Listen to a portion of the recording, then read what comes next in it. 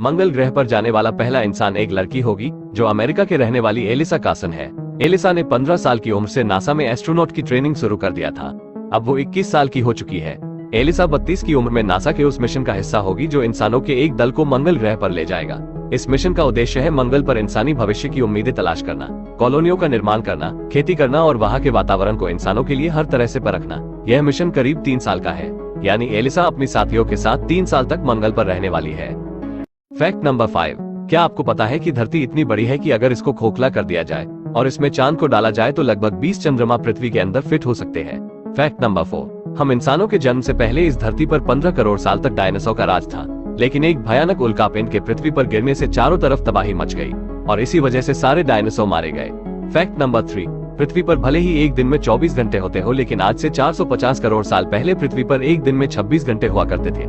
उस समय टाइम का मैनेजमेंट कुछ अलग हुआ करता था, जिस वजह से उस समय एक दिन में 24 नहीं 26 घंटे हुआ करते थे।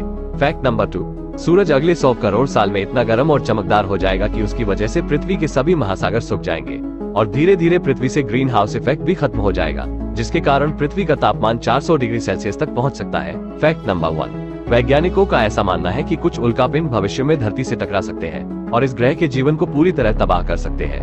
डायनासोर काल में एक ऐसी ही घटना घट चुकी है जिसने डायनासोर की प्रजाति को पृथ्वी से मिटा दिया था।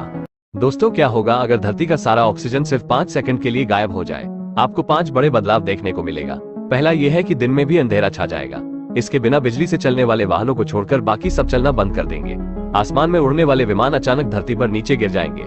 दूसरा यह है कि धरती काफी ज्यादा ठंडी हो जाएगी। बेहद खूबसूरत और नीला रंग का आसमान काला दिखाई देने लगेगा। तीसरा बदलाव ये होगा कि ऑक्सीजन के नहीं होने से समुद्र का सारा पानी भाप बनकर उड़ने लगेगा, जिससे पानी से भरे नदियां और झील खाली गड्ढे जैसे दिखने लगेंगी। चौथा बदलाव ये होगा कि धातुओं के टुकड़े आपस में जुड़ जाएंगे।